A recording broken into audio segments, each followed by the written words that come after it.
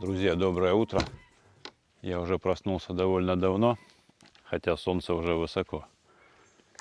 Я сегодня попробовал заснять таймлапс.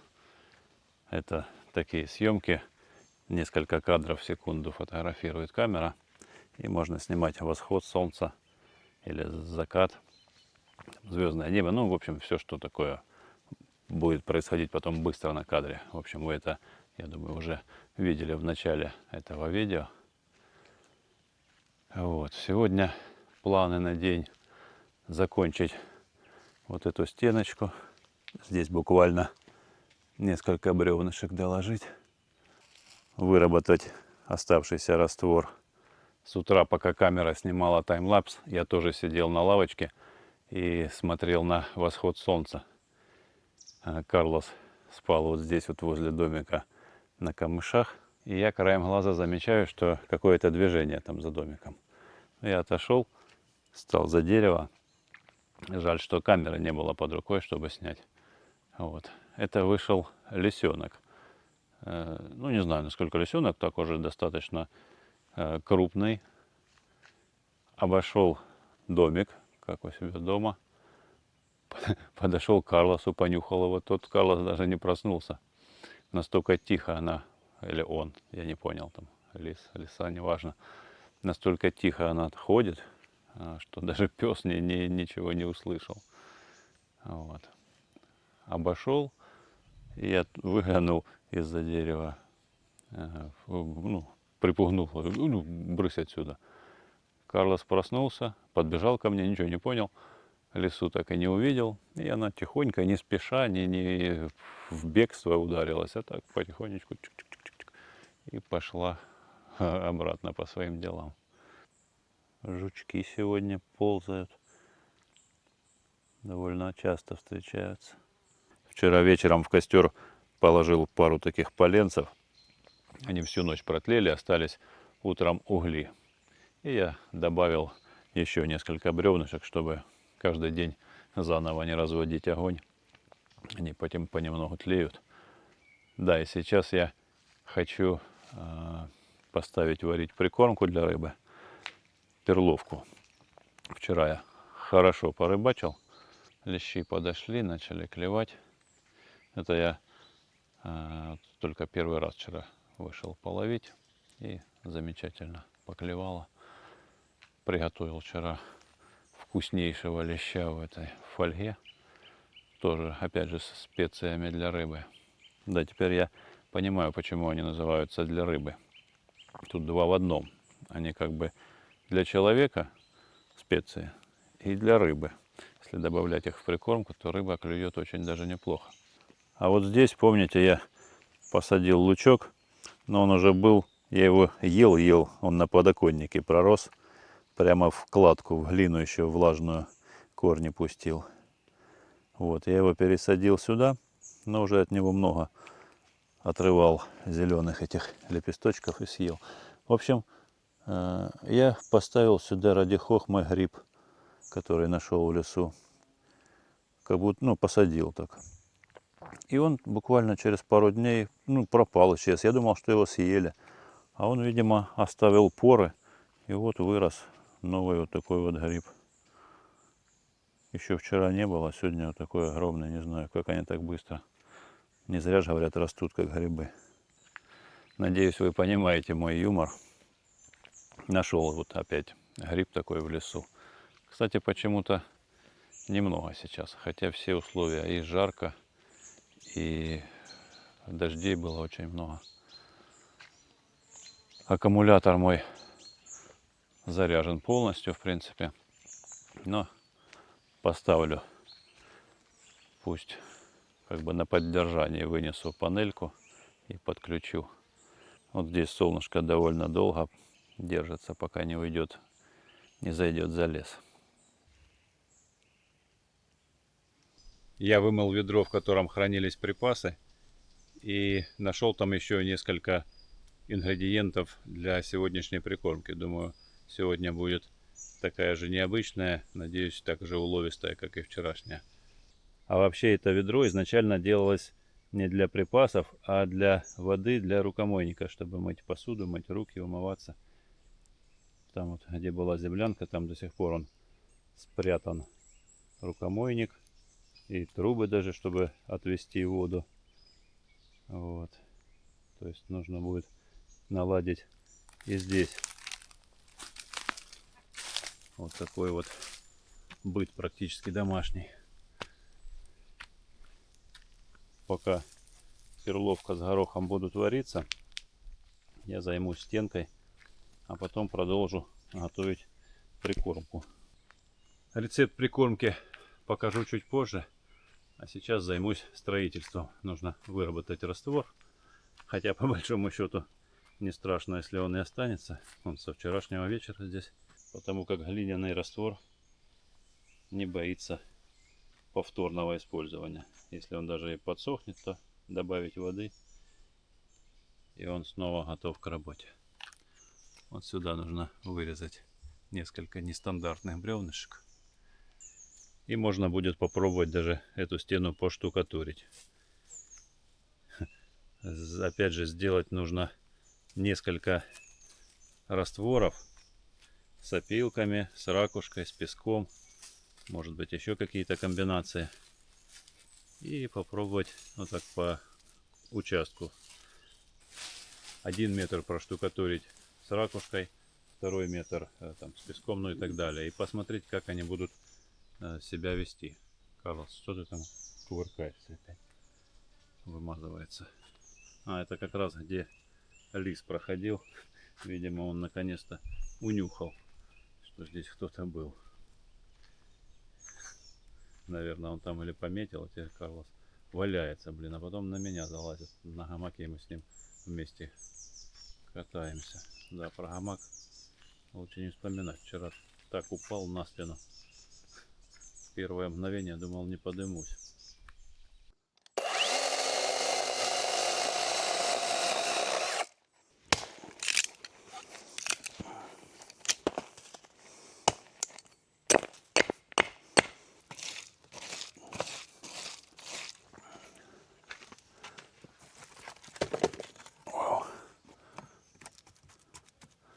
Неудобно уже. Вот так почти полностью заложил раствором, а теперь буду забивать, чтобы не было пустот и щелей.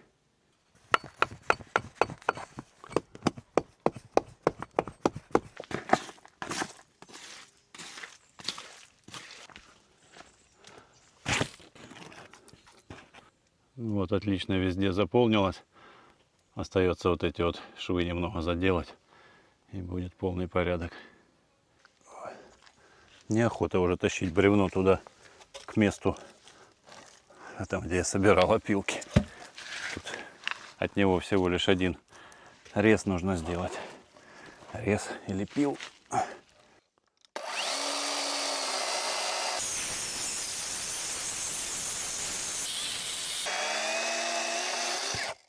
Дров еще все равно нужно заготавливать на зиму много.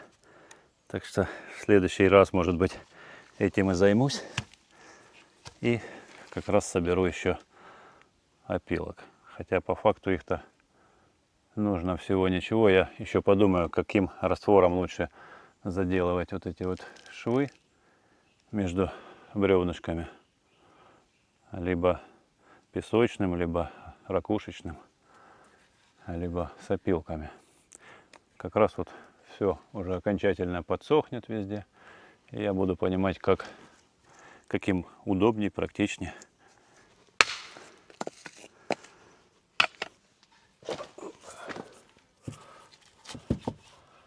О, как тут и было. Да, сюда в этот раствор золу добавлял. И говорят, что он становится намного крепче. Ух ты. Если бы желудь там остался, наверное, пророс бы из стены дуб. Так вот, с золой, по идее, он, кроме того, что крепче должен становиться, еще и не так с водой это самое, ну, Вы поняли, короче, не размокает, так как обычный раствор глиняный. Опа, попал. Я когда-то смотрел, как работают штукатуры, ну, которые считают себя профессиональными штукатурами. Вот. И вот это наляпывают на стенку. И, ну, где-то видел я в какой-то передаче, прямо там очень круто кто-то делал. Вот. А тут так где-то вживую встретил. И он так вроде как лихо, быстро все наляпывает, делает. Но мусора столько всего этого летит, раствора во все стороны, все грязно. И я за себя до этого переживал, что вот, мол, где-то бросил, упало что-то. Думаю, что ж я такой неуклюжий, все у меня сыпется. И как посмотрел, как работают профессионалы, я понял, что я делаю ничуть не хуже, а может в некоторых моментах даже лучше.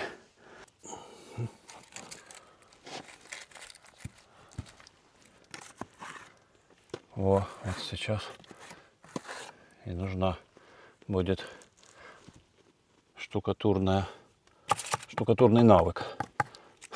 Сюда вот надо подзакинуть, чтобы она не проваливалась, то кривовастенько получается.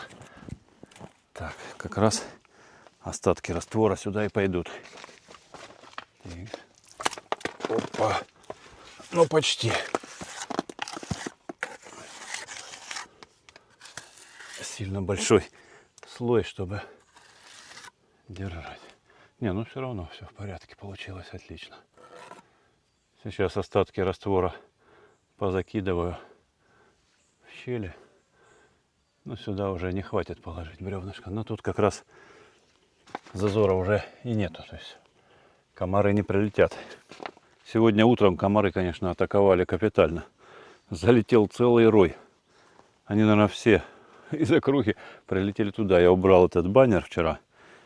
Ну, думаю, ничего страшного, вентиляция будет.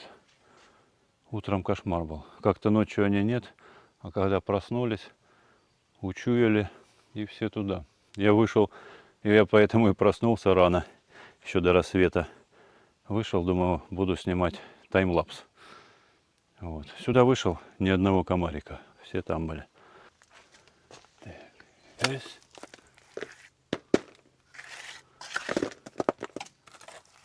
Тихо-тихо. Что-то я себя перехвалил. Все вываливается. Ну ничего, когда начну штукатурить, я думаю, навык появится. И все должно получиться замечательно, как вот здесь. Так, осталось здесь подмазать. Неудобненько как-то. О, мыши уже грызут. Норку себе сделали в теплоизоле, в этом зеркальном. Так, ладно, сюда еще докидывать все равно. Вот так. Так, ну, на данном этапе с кладкой все. В следующий раз буду, возможно, штукатурить. Ну, как штукатурить, вы поняли, за вот эти все недостающие места позамазываю. Оно как раз уже схватится, и когда накидываешь, оно уже не пошевелишь особо никуда. Хотя сейчас уже достаточно крепко прилипло. В общем, у меня прикормка, у меня рыбалка. А те, кто скажет, что я лентяй, так вы абсолютно правы. Скажу больше, таких еще поискать надо. Что-то перестало кипеть. Нужно щепочку подбросить. В общем, план у меня такой. Пока варится прикормка, горох с перловкой. Здесь уже появились угли.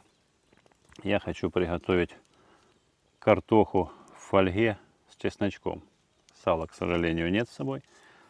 Вот, поэтому будет просто с чесночком. Помою ее хорошенько.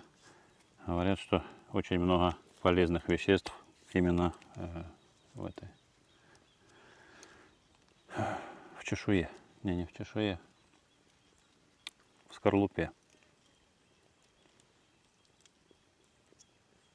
шкуре, да? В шкуре. Старость не радость. Говорят, деменция у меня уже началась. Но это зрители. Я так не считаю, конечно. Так. Потом приготовлю прикормку и попробую половить. Сейчас еще утро, но пока все это приготовлю, уже будет часов там 10-11, наверное. Но это место специальное, специально для ленивых. Тут лещ начинает клевать с 10 утра. То есть не обязательно вставать на заре, чтобы наловить рыбы. Так что, видите, я выбрал по себе место специальное такое. Ведро для припасов и водопровода просохло, и я хочу обновить его содержимое. Все, что в нем уже было, все пойдет в прикормку на леща сегодня. Осталось там буквально пакет небольшой с солью и с сахаром. Сахар я не ем, поэтому это Юрин сахар, я его не буду. Так бы я его тоже в прикормку засыпал. Он, правда, немного так отсырел, и в принципе все испортилось, потому что какие-то овощи отдали влагу в сыпучие продукты. В общем, надо это все отдельно хранить. Сыпучку, там крупы, сахар, соль, все отдельно, то, что сухое, специи там и так далее. А овощи в другом ящике или в другом ведре. Ну да ладно. В общем, буду освежать. Первым делом, непонятно зачем я ее сюда принес, это лимонная кислота. Не могу вспомнить. Помню, что я ее приносил, а с какой целью? Может, там, от муравьев или еще чего-нибудь. Пусть лежит, думаю, пригодится, может быть, как-нибудь приготовлю окрошку. Было бы неплохо. Привезти с собой или сыворотки. Я люблю и на сыворотке. Можно и на бульоне просто, если сварить мясо для окрошки. Ну или курицу на крайний случай. Но явно не колбасу. Так, вот, с кислотой понятно. Это свежее, все, что я с собой приносил. Горох. Но это для рыбы. Его как бы в ведро не нужно ставить. Мыши не доберутся. А вот такой горох лучше спрятать. Вот. Так что на рыбалку я планирую регулярно выходить. Это уже для меня. Это чечевица. Думал, кстати, сегодня открыть, сварить. Полезно. Не сказать, что супер вкусно, но есть можно. Но это можно было приготовить, там грибочки нажарить, опять же, с лучком, с морковочкой. И все это добавить было бы вполне. Так, что еще? Ага, сухарики тоже к сухому. Мало осталось, нужно будет принести еще. Перловка.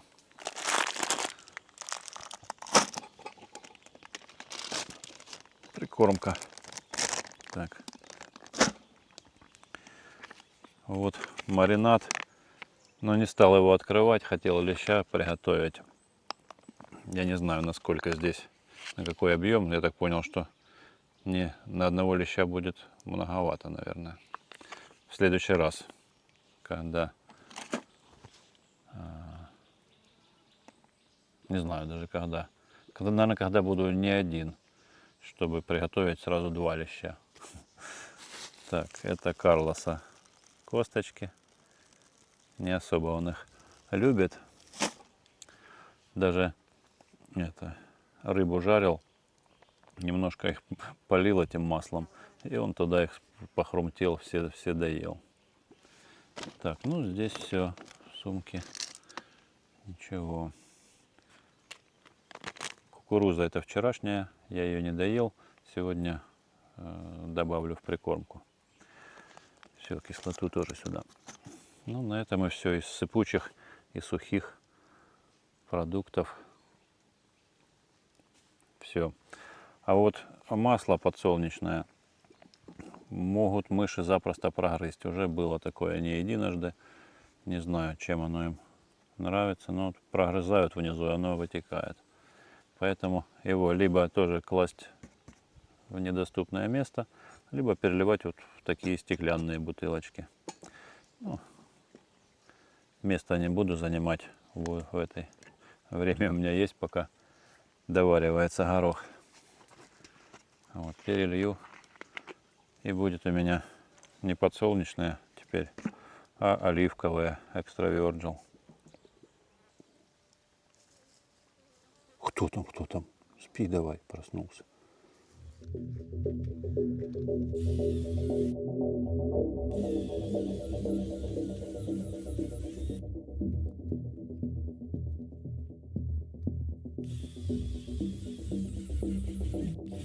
Так, нарезал немного дровишек. Опилку не собирал, потому что это не дуб, это липа, очень мягкая, не знаю. Она гниет очень быстро. Некоторые бревна в землянке были из нее, потому что строил, уже не успевал, да и особо понимания не было, что она так быстро сгниет. И вот за сколько, 3 или 4 года землянка простояла, они, ну, многие практически в труху занили. А дубовые вот я использовал для постройки глиночурки. Вот.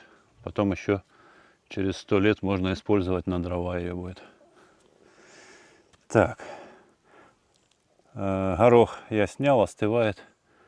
Сейчас добавлю немного мелких дровишек. И поставлю готовить картошку.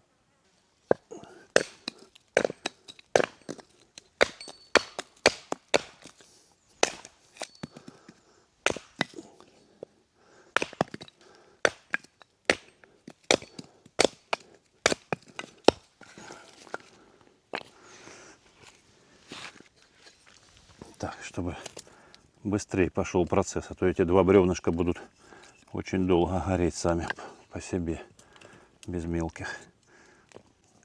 Картоху замотал в фольгу, ничего туда не добавлял. Я подумал, раз уж она в мундире, в своей шкуре, то потом достану, разверну фольгу, раздавлю ее, посолю, приправку, там, с чесночком в прикуску, бурячок у меня еще один остался. И вот так вот и позавтракаю. Очень полезно и вкусно. Так, думаю, в таком жаре ей хватит минут 15. Лишь бы не сгорело. Ай.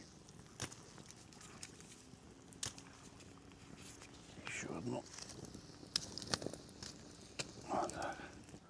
15 минут у меня есть, чтобы приготовить прикормку. Я не переживаю, если она, пусть она лучше не доварится, не допечется, чем в угольки превратится.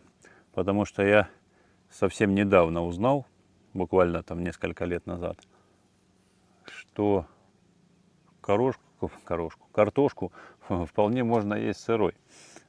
Сын моего приятеля как-то ну, я смотрю, он чистил картошку и так ее раз откусил в прикуску, там отгрыз и дальше там продолжает что-то там готовить. А он сам повар. Я говорю, а что ты делаешь? Она же сырая. Вот ты пробовал? Говорит, попробуй, вкусная. Попробовал, ну не сказать, что она вкусная, но вполне съедобная. Если вдруг нет огня, то на крайний случай можно и сырую ее съесть.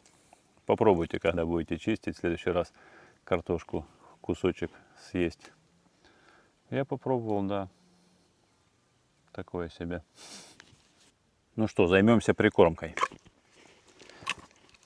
Еще более необычно, чем в прошлый раз. Все, опять же, старая просроченная, но вот, например, будет вермишель быстрого приготовления. Заброшу ее в теплую перловку с горохом. Пусть немного приготовится по-быстрому. Кольшина быстрого приготовления. Так, приправка от нее тоже пойдет в ход.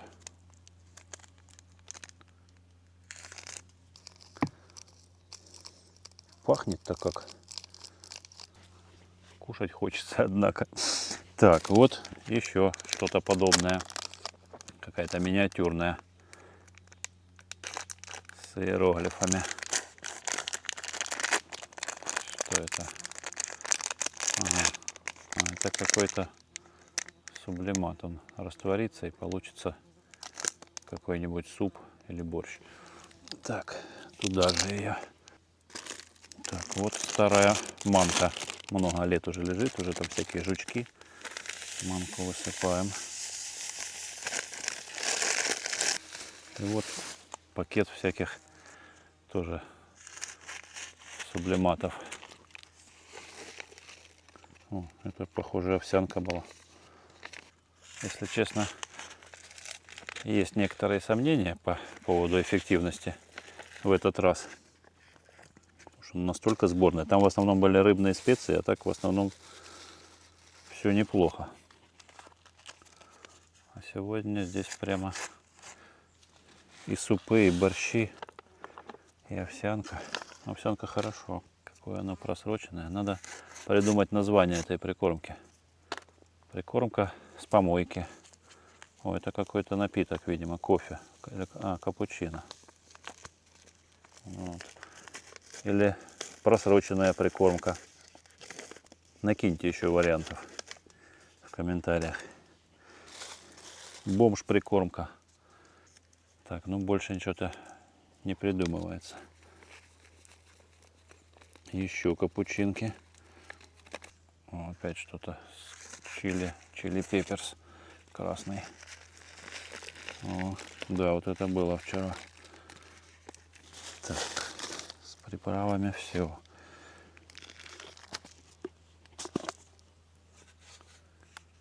Ладно, хотел высыпать, но он еще вроде вполне нормальный. Это зимой я приносил, по-моему, рис.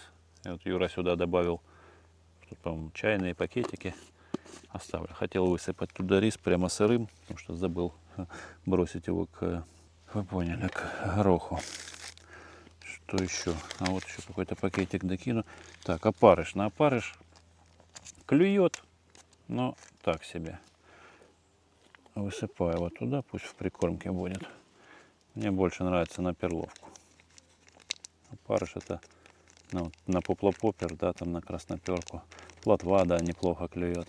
Но лещ нормально и на перловку ловится. Зачем с этими червячками возиться? О, бегают. Я думал, они уже крякнули, а нет. Они на дне, скорее всего, попрячутся куда-то в ракушку. И лещ до них может и вообще не добраться. Так, ладно, что еще это я докину из еще интересного. Это не интересно, это стандартно. Кукуруза вчерашняя. Так. Сахар сюда, знаете, забежали муравьи, и он весь сырой. Высыплю сахара, побалуем. О, муравьи побежали. И вот еще один полный пакетик муравьев. Вот. Сладкая, да не совсем сладкая. Это чесночок. Сейчас я возьму плоскогубцы и подавлю его туда. Так. Мука тоже старая, со всякими жучками. Так. И еще мука, такая как камушек. Вот это тесто получится. О, разбилось. Специи. Это я сам готовил, когда-то набирал, какие там считаю нужными для ухи. О, там сразу и с солью. Вот.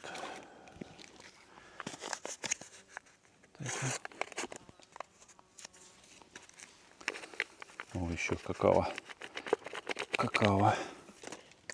Все, теперь беру плоскогубцы, подавлю туда чеснок, все перемешаю и добавлю глину, чтобы все это слепилось в шары. Хотя тут столько муки. Но глина скорее будет, чтобы забрать лишнюю влагу, чтобы отрегулировать О, запарилась эта вермишелька. И борщик тут с грибами. Поросячья прикормка. Еще вариантик. Так, все, пойду за глиной. А то оно сейчас с мукой все слипнется в один такой большой пельмень. Так, достаем картоху. Думаю, хватит. Так, раз, два, три. Все, пусть остывают. А я тем временем за глиной сбегаю. Так, глина. Глину хорошую набрал. Такую мелкую. Можно не просевать. Так, ложка здесь уже не поможет. Тут по-серьезному нужно. Но запах, классный запах. Его сложно передать. Он такой, как капучино с чесноком и перловкой. Что-то такое, если кто пробовал. Так, маловато. Кстати, это не прикол. Я не то, что нечем заняться, я ерундой занимаюсь. Я на это буду ловить. Вот буквально через полчаса. Сейчас позавтракаю. Она как раз настоится. Я понимаю, что это похоже на... Есть такие каналы, там где приколы такие. Вот. А это все по-честному. Без обмана. Сейчас пока руки не буду пачкать. Пусть так настаивается. Потом шаров налеплю. Это будет, я думаю, очень долгоиграющая прикормка. Она будет настолько липкая, что лещу ее очень долго надо будет расковырять, чтобы добраться там до вкусняшек, до опариков, там, до гороха. Вот такой вот апельсинчик. О, опарики даже не могут выбраться. Такая липкая. Так, все, сейчас она еще пропитается. Я пошел мыть руки и завтракать. Так, ну что, первая пошла. Замечательно, полностью приготовилась. Вот так разломал. Чесночок в прикуску, бурячок в прикуску. Сюда подсолил. Поперчил рыбной приправкой. Думаю, пойдет сюда как нельзя лучше.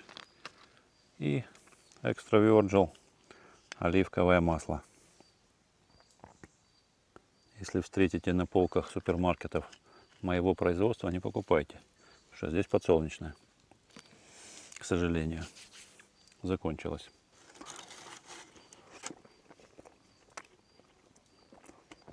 Приятного аппетита. После завтрака увидимся на рыбалке. Карлос, пойдешь со мной тестировать чудо-прикормку? Или будешь здесь на карауле, на охране?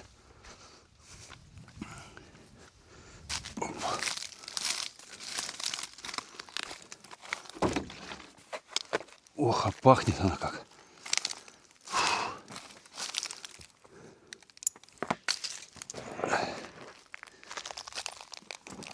Я на всякий случай отложил немного в кружку перловки с горохом. На случай, если пойдет что-то не так. И рыба не захочет есть эту чудо-прикормку. Ага, садок. И тряпочка, руки вытирать после леща. Так, Карлос на охране. Я ненадолго, не скучай. Иди лисицу, познакомься с ней. Она тоже рыжая такая, как и ты.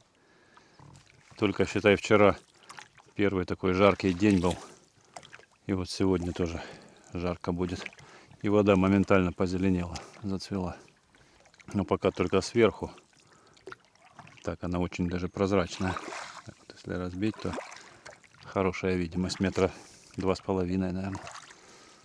Так, привязался на якоря. Разматываю. Я всегда пробую на уже кормленном месте. Сначала забросить удочку без прикармливания. Не бросаю шары. Если в течение 5 минут поклевки нет, тогда начинаю закорм.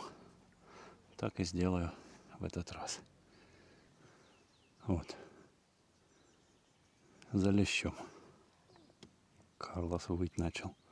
Я здесь, что ты кричишь? Скоро буду. Сам же ж не хотел со мной идти. Сегодня замечательно.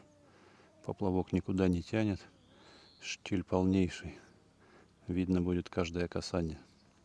Но часто в такую погоду плохой клев. Но у нас есть супер прикормка, которая разбудит рыбу в любую погоду. Возбудит бешеный аппетит. Так, в общем, сколько там? Минута-две прошло. Поклевки нет.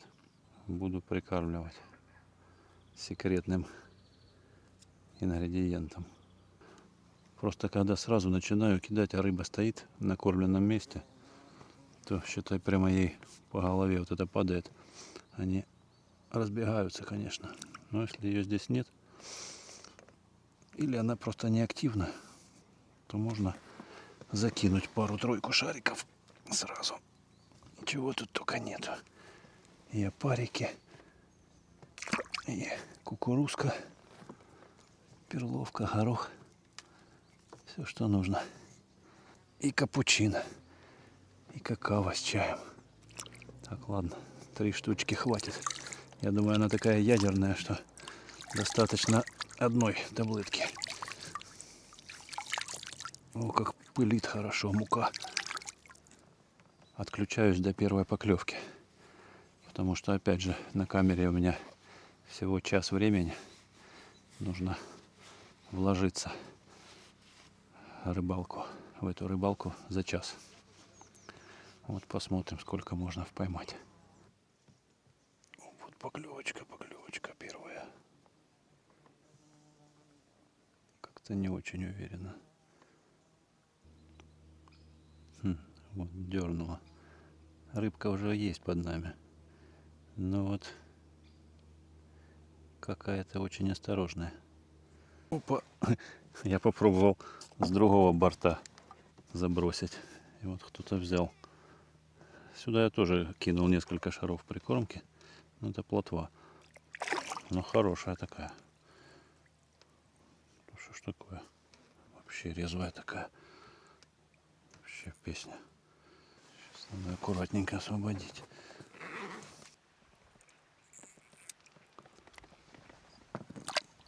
Плотву пока брать не буду. Жду леща. Снова поклевка потащила. Оба. Опять или плотвина хорошая, или может подлещик даже. Ну, клевал как плотва. Потянул вниз. Так, что ж так не могу поднять. Что с плотвой сегодня? Она прямо очень активная. Опять заглотила, так придется доставать. Такое прогонистое тело, самец. Опять придется доставать хирургический зажимчик. Аккуратно. Сейчас насажу перловку, ту, которая в прикормке. Она уже пропиталась этими запахами. Может, лещ хочет именно такую, как в прикормке. Пахучую. Снова поклевка непонятная. Вроде и приподнимает, но ведет. Да, скорее всего, опять плотва.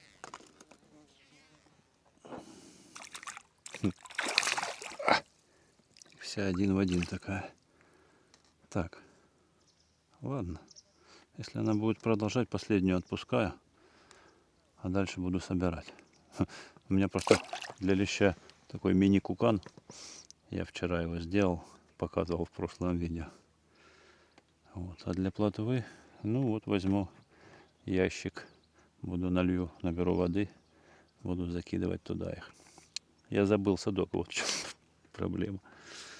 Ну, это не проблема, я не собираюсь там 100 килограмм рыбы ловить. Ну, хоть что-то нужно поймать и взять с собой. Выброшу всю прикормку в одну точку.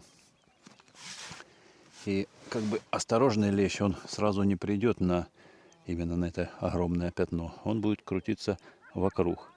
И я буду пробовать ловить со всех бортов лодки во все стороны.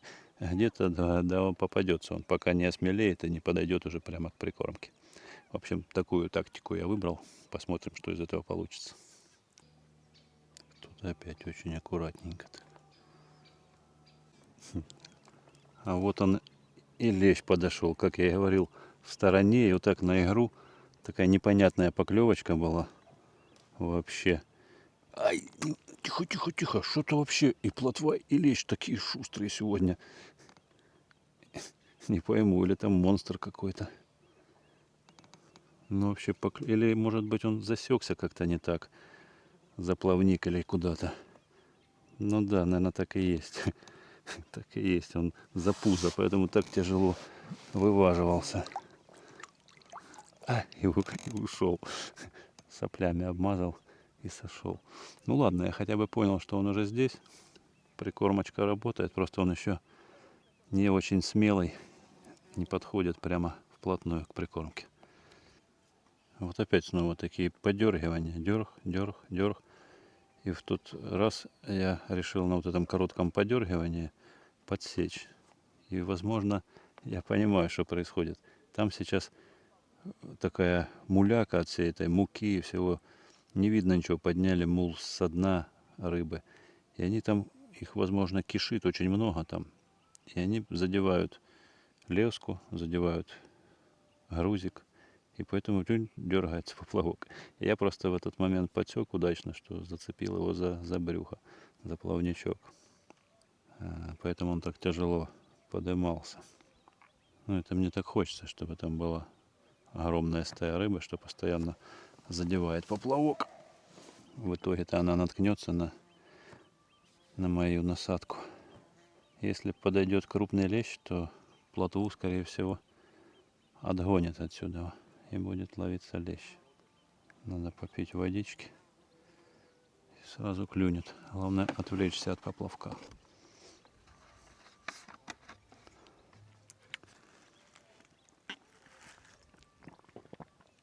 Не пойму, приподняла поплавок и держит. Очень долго. Не может так на одном месте прямо. Сначала так подергала, потом приподняла и держит. Ну как так? Сразу сходу дергает, дергает. Давай, давай, давай, давай. Блин, мимо. А так приподымала хорошо. Снова такие невнятные поклевочки, подергивания. Я же говорю, как будто там на самом деле... Как так-то? Как будто их там стадо. И они просто леску задевают своими огромными плавниками. Так, ладно. Пробую. Две небольшие перловочки. Если это плотва, то она тоже поймается. Сейчас поплавок находится прямо на пятне прикормки. И вот он опять подпрыгивает, дергается по чуть-чуть. На зимней рыбалке я тоже часто такое замечал, когда хорошо закормишь так обильно. Рыба там плавает прямо стаей, а приманку не берет, потому что там еды сколько хочешь. Опа! Выложила, блин, хорошо выложила, я не понимаю, что такое. Наверное, мелочь какая-то пришла. Ничего не понял. Вот, повела. Ну как ну да, это не лещ. Это снова плотвичка. Хорошая плотвичка. Ладно. Будем брать плотвичку. Попробовал с другого борта половить. Тут чуть-чуть глубже. Что за рыба? Что не могу подсечь никак. Съели, что ли? Нет. О! Да, плотва опять. Ну ладно. Плотва так плотва. Плотва хорошая, крупненькая. О, самочка. Опа. Подобрал я ключик к плотве. Насаживаю одну перловочку, и она сходу клюет практически одна за одной. Вот такая вот. Тихо.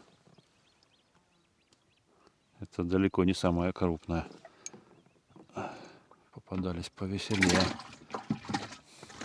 Вот так, с одной стороны борта плотва, с другой лещ.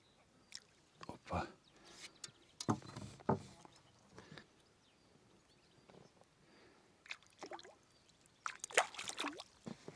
Так, плотва с правого борта клевать перестала, значит, пришел крупный лещ. И с этой стороны будет ловиться лещ. А он отогнал всю плотву. А вот что-то дернул на кукурузу. Хотел сказать, что не клюет. Вот опять ровно так же. Шелохнется поплавок. И все. И нет продолжения, нет выкладки. И я вот так вот опять поймал. Только он шелохнулся, я моментально подсек. Не знаю, сейчас опять или забагрил, или нет. По-моему, нормально взял он. Вот такие вот иногда у них бывают такие поклевки странные. Бегают. Вчера они намного спокойнее вываживались.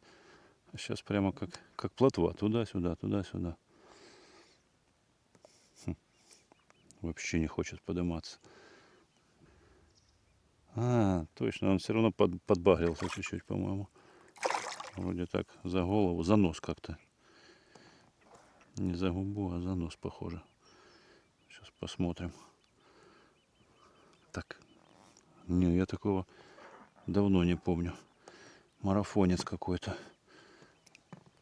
100%. Смотрите, как он висел. Видно? Вот, сверху я его просто опять забагрил. Он захотел попробовать. Так, что там? Погадил тут трошечки. Все.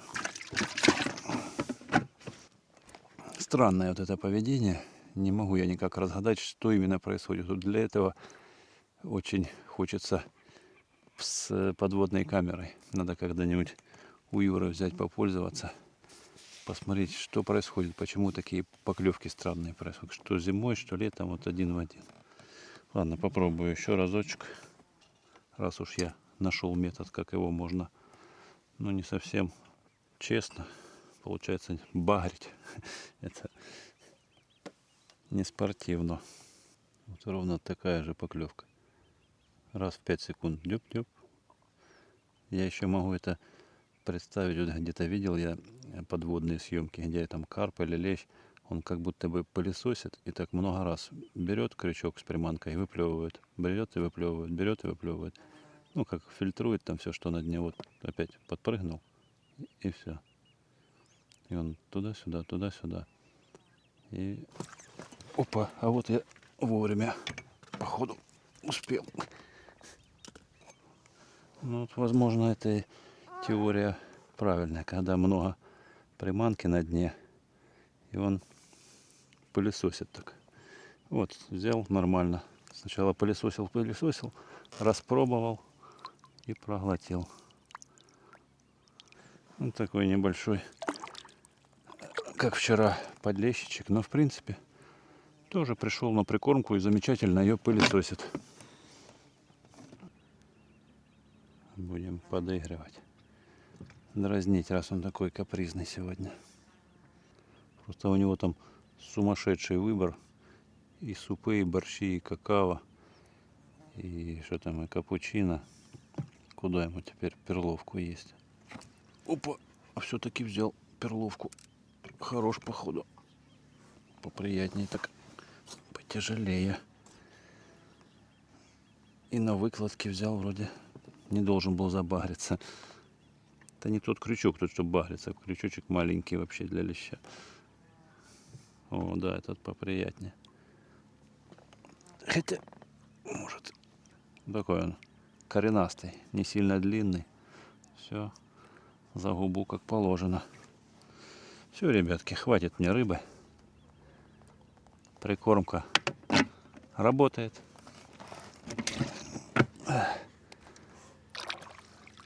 Рыбка отзывается. Рыбалка, как всегда, замечательная. Пойду к берегу, а то Карлос скучает. То гавкает, то воет.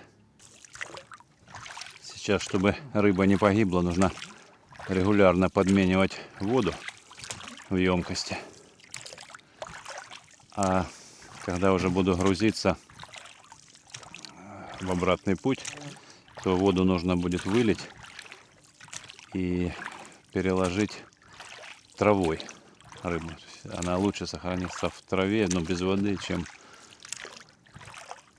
в горячей воде. На солнце она моментально нагреется и очень быстро она весь кислород из нее израсходует. Погибнет и на солнце может просто пропасть за короткое время. Вон он выбежал, он себе облюбовал. Вот тут гнездо устроил из камыша. И сидит там, высиживает что-то. Вот тут на дереве. Карлсончик, ты что там высиживал? Че ругался-то? Вершу просушил, чтобы она плавала. Проще красноперку наловить на плавающую. Да ладно тебе. Ругайся. Я недолго был, меня час не было. Да.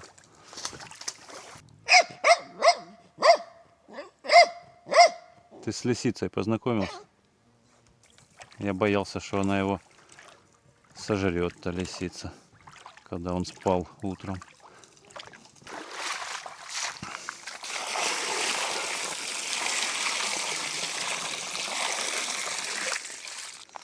Так сверху, чтобы больше кислорода попадало. Вот такие лещики. И плотвичка отличная тоже. Хороший улов, если считать, что рыболовная сессия совсем коротенькая. Задачи большой не было наловить много рыбы. Вроде как в игровой, в шуточной форме, в плане прикармливания. Но, как видите, прикормка сработала на отлично. Рыба только подошла, можно было ловить, да ловить. Но не люблю, я уже ушел от того, чтобы ставить какие-то рекорды, ловить мешки, полные садки рыбы. Беру столько, сколько необходимо. Даже на такую удочку в виде хворостины можно добыть нормальную рыбу. Так, чехольчик, травишки. Палка-отмерялка. Ну что, дровишек на следующий раз хватит, даже если без пилы приду. Ну что, получается схема рабочая. Имея под рукой валежник и глину, можно сооружать постройки довольно серьезные. Чему подтверждение сие строение. Совсем немного осталось закончить. Потом можно наводить красоту. Но по факту практически готово. Нужно, конечно, сделать такой же пол из кругляшков. Кстати, наверное, именно этим я и займусь в следующий раз. Можно будет снова нарезать много опилок. Вот. И уже этим раствором замазывать швы и все оставшиеся недочеты доделывать. Вот здесь вот нужно будет такие тоненькие бревнышки над окошком кое-где. Ну, в общем, по мере настроения в перерывах между рыбалкой буду заниматься и строительством тоже. Да, еще нужно научиться правильным узлам, чтобы нормально закрепить гамак.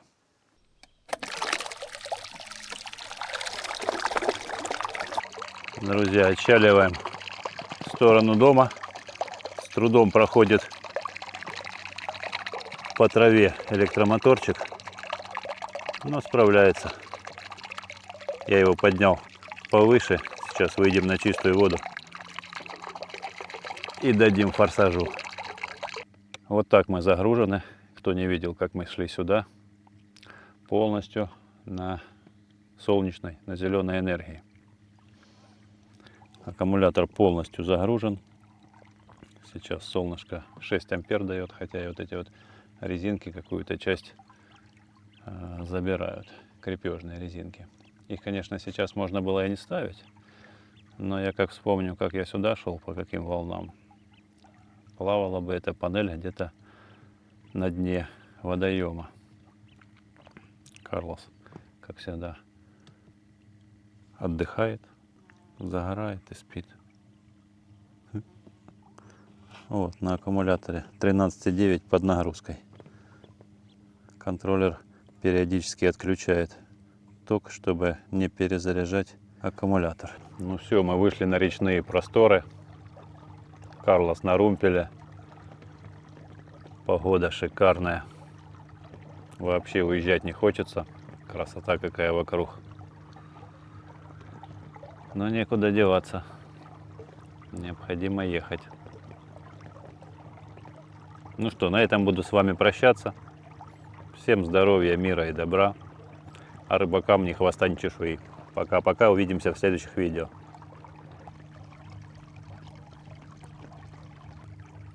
Давай, рули, рули, не отвлекайся. Тоже не хочешь уезжать? Я думаю, с лесой познакомился. Теперь все грустит. Вчера я делал, то бишь в прошлом видео, прикормку из заплесневелых сухариков, старых-старых, как их, приправ, там в основном приправы для рыбы. Теперь я понял, почему они называются для рыбы. Они имеют два значения, два в одном. Для рыбы в плане можно рыбу кормить, и для рыбы в плане для человека приправа. Ну, короче, блин, запутался.